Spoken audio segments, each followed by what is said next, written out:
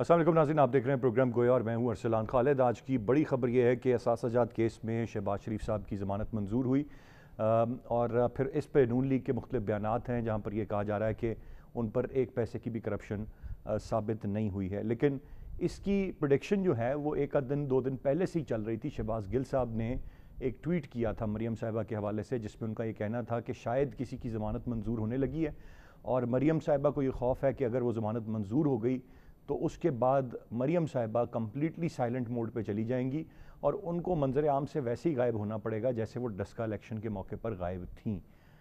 अब सवाल ये पैदा होता है कि आज की ये जो ज़मानत है ये बहुत सारे सवालात खड़े करती है कि हुकूमती तर्जुमानों को ये बात किस तरह से पता थी या मावनीन को ये बात किस तरह से पता थी कि अदालत ने क्या फ़ैसला देना है। ना सिर्फ ये बल्कि इसके साथ साथ अब पीपल्स पार्टी के जो ट्वीट्स आ रहे हैं मुख्तलिफ रहनुमाओं के, उनका ये कहना है कि हुकूमत और पीपल्स पार्टी की डील का तासुर दिया जा रहा है लेकिन ज़मानत शहबाज शरीफ साहब की मंजूर हो रही है।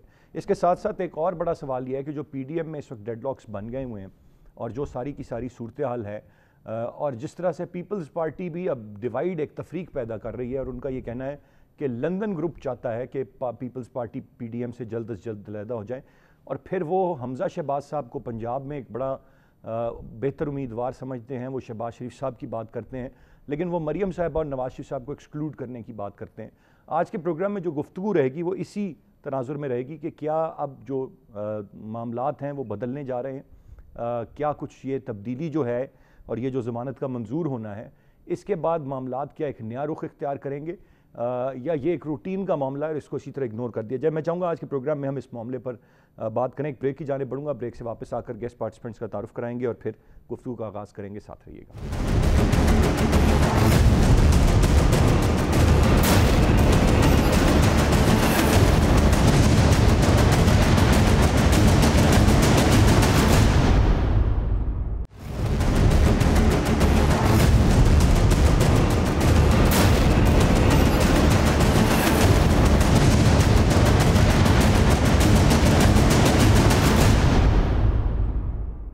जी वेलकम बैक।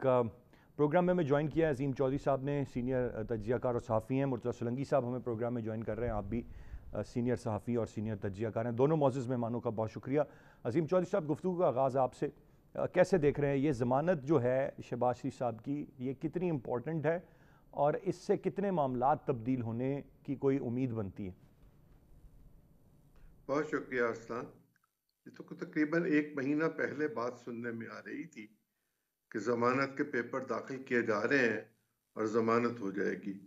ये बात कहाँ से आई इसका तो मुझे अंदाज़ा नहीं, लेकिन मेरे कानों ने ये सुन रखा हुआ है महीना इससे भी शायद कुछ पहले। एक शायद दूसरी जमानत भी आइंदा चंद रोज तक हो जाएगी। एक और इम्पोर्टेंट पर्सनैलिटी जेल में है और शायद केसेस भी कराची शिफ्ट हो जाएंगे, अल्लाह जानता होते हैं कि नहीं होते हैं।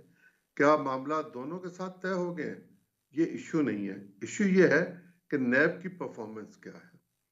क्या नैब वो मुकदमात जिनको लेकर अदालतों की तरफ गया था उनमें इतना दम था कि वो मुकदमात अपने मंतकी अंजाम को पहुंचते और उसके बाद लोगों को सजा होती और वाकई जो इल्ज़ामात लगाए जा रहे हैं वो दुरुस्त हैं।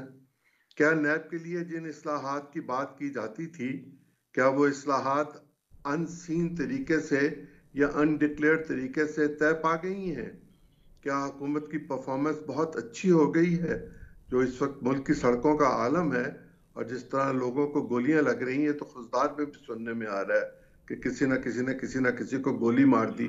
लाहौर में भी मारा जा रहा है, इस्लामाबाद पिंडी में भी मारा जा रहा है। जी मामला तो और हैं। जमानत का होना ना होना बहुत बेमायनी है इन हालात में, मुल्क के इन हालात में, जबकि पूरी की पूरी हुकूमत की रिट जो है वो या तो यूं है कि कुछ पाबंदियां लगा दी जाए, कुछ लोगों को उठा लिया जाए, कुछ को कुदर कर दिया जाए, कुछ को किधर कर दिया जाए और अपने वोट देकर दूसरे लोगों को दे दिए जाए और इंतखाब जितवा दिया जाए। ये तकसीम करो, ये बहुत पुरानी पॉलिसी है हुकूमतों की। अंग्रेज के दौर में ऐसा होता था। हमने क्या सबक सीखा अपनी आज़ादी से? हम क्या करना चाहते हैं हमें तो यही पता नहीं है।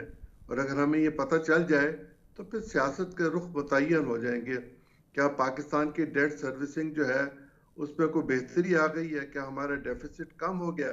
क्या बजट के टारगेट्स पूरे हो गए हैं? आज ही शायद या कल काबीना ने कुछ इस तरह की गुफ्तगू की कि 8,000 अरब तक हमारा बजट चला जाएगा। कहाँ से चला जाएगा? हम लोगों को बेवकूफ़ बनाना चाहते हैं। बंद कर देना चाहिए ये मामला। सच बोलें, महंगाई अपनी इंतहा को है। कहाँ है चीनी 85 रुपए किलो? कौन बेच रहा है? मुझे सही तो बात कहीं है नजर जी। नहीं आ रही। मैं तो कल गया था स्टोर्स पे, जी मुझे तो नहीं मिली। वहां तो 110 रुपए मिल रही है, इस्लामाबाद में 110 रुपए मिल रही है। मेरा ये ख्याल है कि हुकूमत यानी कि चॉइस और ऑफ मसाइल, अपोजिशन ये दोनों ने आपके ये फैसला। नज़र में ये एक मामूली खबर है, कोई बड़ी खबर नहीं है, असल मसाइल कुछ और है। ये इतना को मैटर नहीं है जिस पर बहुत ज़्यादा बात की जाए। मैं ज़रा सुलंगी साहब की जानिब बढ़ूंगा। सुलंगी साहब, आप भी इसको इतना ही कैजुअल लेंगे या ये बहुत सिग्निफिकेंट है? बहुत सारे हल्के ये समझ रहे हैं, जिस तरह से चॉइस साहब ने भी फरमाया कि बड़े अरसे से ये बात चल रही थी ज़मानत की, और फिर ये भी कि ये शायद बिल्कुल एक तब्दीली होगी पाकिस्तान के सियासी मंजरनामे पर। शहबाज शरीफ साहब लीड करेंगे, मरियम साहिबा खामोश हो जाएंगी, इस तरह की बातें भी हो रही हैं। How do you see it sir? मैं चौधरी साहब से मुकम्मल तौर पर इत्तेफाक करता हूं, क्योंकि असल मामला ये है।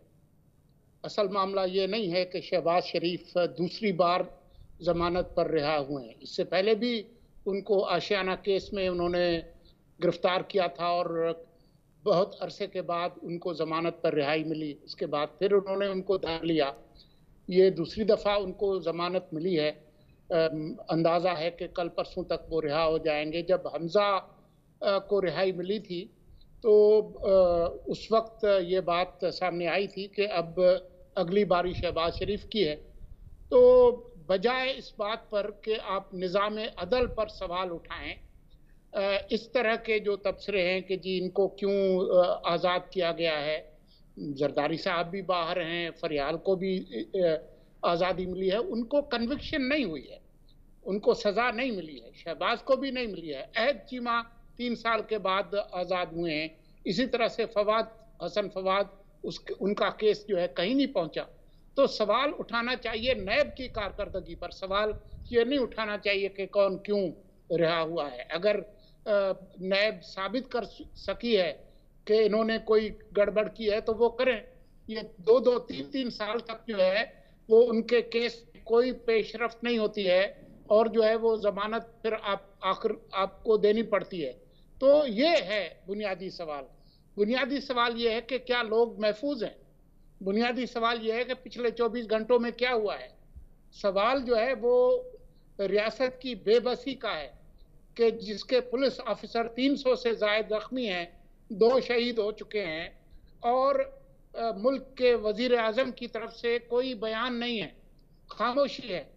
वजीर दाखिला जो कि हर चीज़ पर गुफ्तगू करते हैं, जो खुद इस तरह के गिरोहों को हलाशेरी देते थे, वो क्यों खामोश हैं? जो सवाल उठाने का है वो ये है कि मुल्क की मईशत का क्या हुआ, कि 1 करोड़ से ज़्यादा लोग जो है वो ख़ते गुर्बत से नीचे चले गए। सवाल ये है कि वो मुल्क जो कि पूरे खिते को खुराक फराहम करता था, उसके लिए जो है वो अब गंदम भी जो है वो दरामद हो रही है, चीनी भी दरामद हो रही है। जो सवाल उठाने के हैं वो वही हैं कि गवर्नेंस का क्या हुआ, ये सवाल है। बिल्कुल सही, ये सवाल हैं और ये हम उठाते रहते हैं और ये अपनी जगह पर नो डाउट के मौजूद हैं और इनके जवाबात भी अवाम हासिल करना चाहते हैं। ब्रेक की जाने बढ़ेंगे, ब्रेक से वापस आकर हम मज़ीद बात करते हैं, साथ रहिए।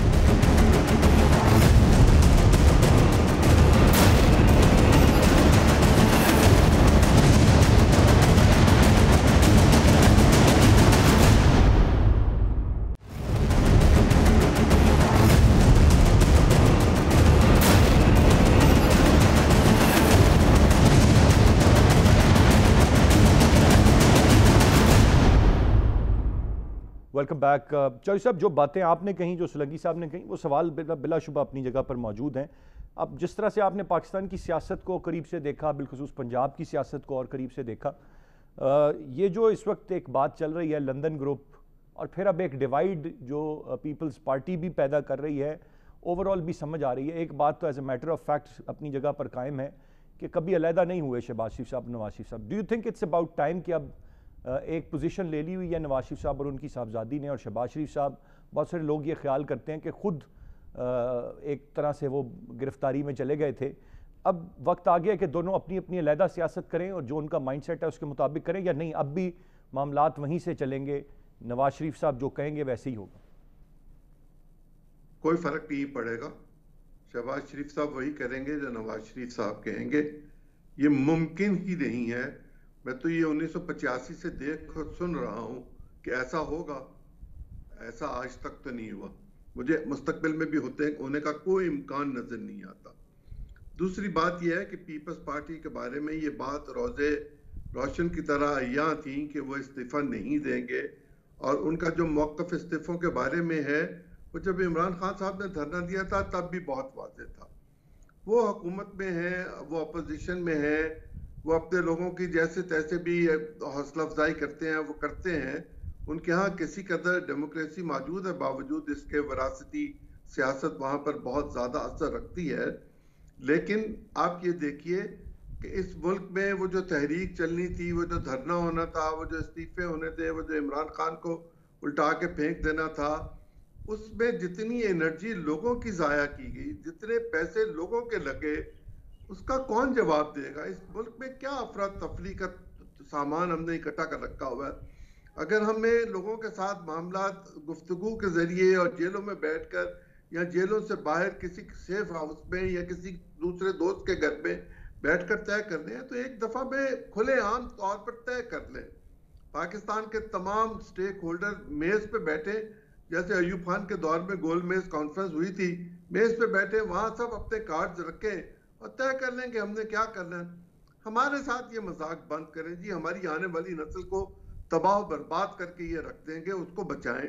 इस मुल्क में जो इस वक्त वबा की सूरत हाल है, इस वक्त जो महंगाई की सूरत हाल है, इस वक्त जो बेरोजगारी की सूरत हाल है, इस वक्त जो कर्जों की सूरत हाल है, इस वक्त जो दिफाई सूरत हाल है, हमें वहां तवज्जो देनी चाहिए। हम किन टिट बिट में पड़े हुए हैं कि मैं नहीं बनूंगा तो अरसलान चीफ मिनिस्टर बन जाएगा, अरसलान नहीं बनेगा तो बुजदार बन जाएगा। कोई खुदा का खौफ करे, कोई शर्म होती है, कोई हया होती है। Rightly said. मैं सोलंकी साहब आपसे जानना चाहूँगा, अब जो मुख्तसर सी गुफ्तगू में जो बात अब तक सामने आई है और जो मसाइल जिनकी आपने निशानदेही की, चॉइस साहब ने की, हम सब जानते हैं। अब एक तरफ अपोजिशन किसी किस्म का कोई ख़तरा नहीं रही है, बज़ाहिर ये नज़र आ रहा है। जो तहरीक बन रही थी वो अपनी जगह खुद ही ख़त्म हो गई है, परफॉर्मेंस है नहीं है। वे फॉरवर्ड क्या है सर? अब अगर या तो कोई अपोजिशन होती है जिसका डर होता है, जिससे आप कुछ काम करते हैं, बेहतरी लाने की कोशिश करते हैं, अवाम के सेंटिमेंट का दर्द आपको ज़रूर है पर बेहतरी नहीं आ रही है, वे फॉरवर्ड क्या है सर? देखें जी, बगैर सियासी इस्तेहकाम के कोई मुआशी तरक्की नहीं होती। ये एक बुनियादी बात है, ये सबको पता है। इस वक्त जो सियासी हुकूमत है उसकी कारकर्दगी सबको मालूम है। तो इसके अलावा और क्या हल है कि आप लोगों के पास जाएं और लोगों का एतमाद हासिल करें। इस वक्त जो सरकार जिस तरीके से चल रही है, अब आप देखें कि IMF कहता है कि आपकी GDP जो है वो 1.3% पे ग्रो करेगी। वर्ल्ड बैंक कहता है कि 1.5% पे करेगी। तो और अगले साल के लिए जो अंदाजे हैं वो 2% GDP के हैं। आपकी आबादी जो है वो इससे ज़्यादा रफ्तार से बढ़ रही है।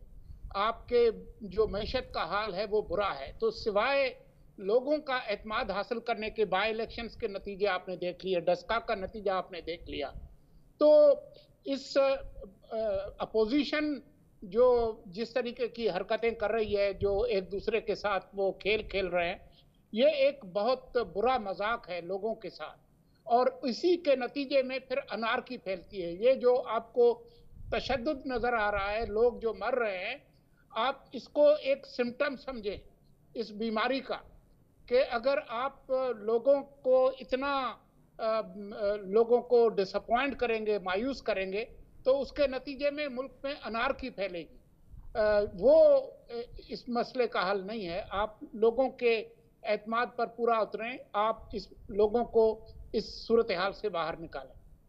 Rightly said. लोगों को सूरत हाल से बाहर निकालें, this is the need of the hour. ये बहुत एक इम्पॉर्टेंट और अहम बात है, लेकिन कब ये मुमकिन हो पाएगा, किस तरह से लोगों को निकाल पाएंगे, नहीं निकाल पाएंगे, द क्वेश्चन रिमेंस देयर। बहुत शुक्रिया अजीम चौधरी साहब, मुर्तज़ा सोलंकी साहब, दोनों मौजूद मेहमानों का आज के प्रोग्राम से इतने ही। अरसलान खालिद को इजाज़त दीजिए, अल्लाह ने के बाद।